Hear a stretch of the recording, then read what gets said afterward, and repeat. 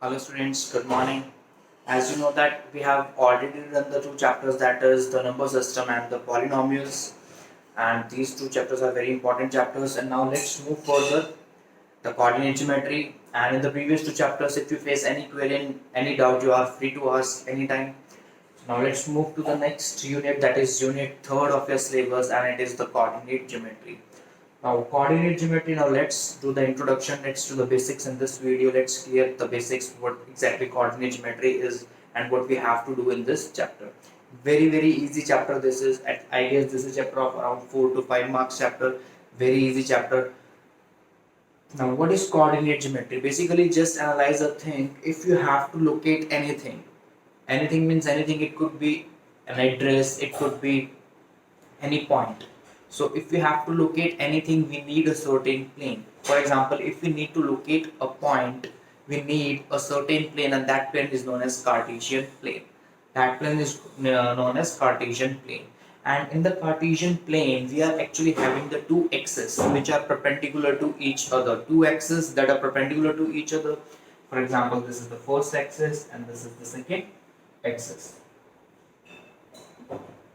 and these are perpendicular to each other. Again, where are these axes located? These axes are located on a Cartesian plane where we have to locate any point. Now, these two axes are perpendicular to each other, and where the both axes meets each other, that point called O. O means origin. O means origin, where both the axes meet, that point is called the origin. Now what are these axes? You can see that one is horizontal axis and other is the vertical axis. The horizontal axis is called x-axis and the vertical axis is called y-axis. Here this is x-axis, here you will write x dash, that is the negative x-axis. Here it is y, and at down it is y dash, that is negative y-axis. This is positive y-axis. The basics you have already studied in the previous class, and in this class we are again starting from the basics only so that it will recall your memory. Now, what we have discussed so far, what do you mean by origin? Origin is basically where two axes meet, or you can see that the perpendicular distance from the x and y axis, basically from a common point you can say, or from a reference point. This is called as a reference point, you can say, is a common point, or where both axes meet each other is called origin.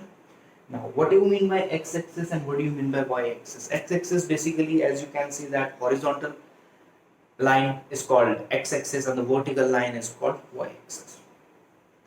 Now, what is the point and where we have to locate the point? As you can see that both these axes divides the Cartesian plane into four parts, or you can say the four quadrants, like first quadrant, second quadrant, third quadrant, and fourth quadrant. First quadrant, second quadrant, third quadrant, and fourth quadrant.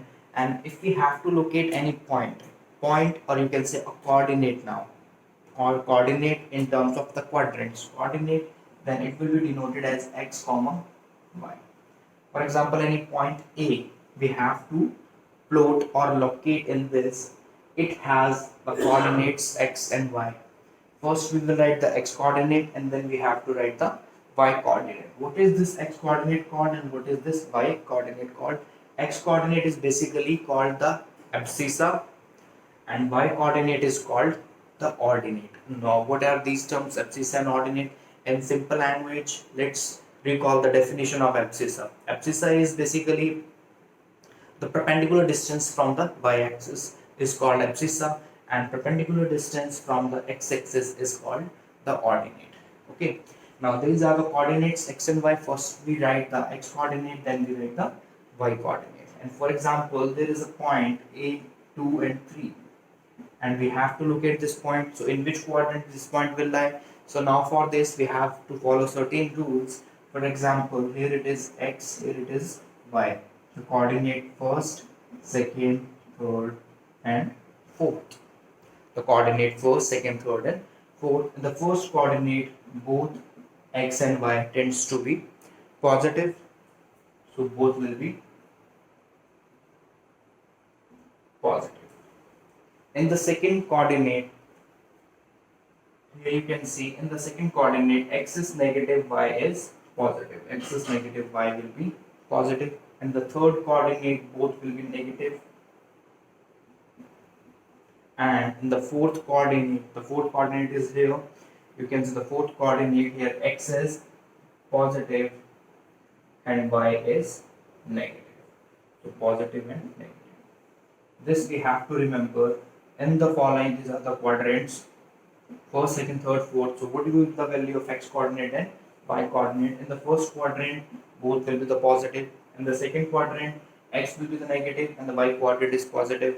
In the third quadrant, both the coordinates, either x or y, both are the negative. And in the fourth quadrant, the x coordinate is positive and y coordinate is negative. So you just have to remember all the time these are the four quadrants and where the value of positive and negative of the x and the y coordinate lies. So these are the coordinates. As you can see, the sum of whole coordinate will be 360 degree. So we considered it as 0 degree, here 90 degree, here it is 180 degree, 180 degree as a straight line, then it is 270 degree, and again here it is 360 degree. So all the quadrants 360 degree, 90, 90, 90 and 90 degree. Now see how questions come in the exam from this. The questions are, first of all, the basic definitions. The examiner can ask you to define the term origin, then what do you mean by the x-axis, what do you mean by the y-axis, what do you mean by the Cartesian plane, why you require a Cartesian plane to plot or to locate any point in in contrast to their reference point. And then the examiner may ask you, what do you mean by the definition of abscissa, what do you mean by the ordinate. And these are the following definitions that we need to remind all the time. And now see how the questions can come. For example, it is given that a point A is 3 and 2, point B is minus 3 and 2, point C is minus 3 and minus 2, and point D is 3 and minus 2. So we have to tell the coordinates of these points. We have to tell the coordinates of these points.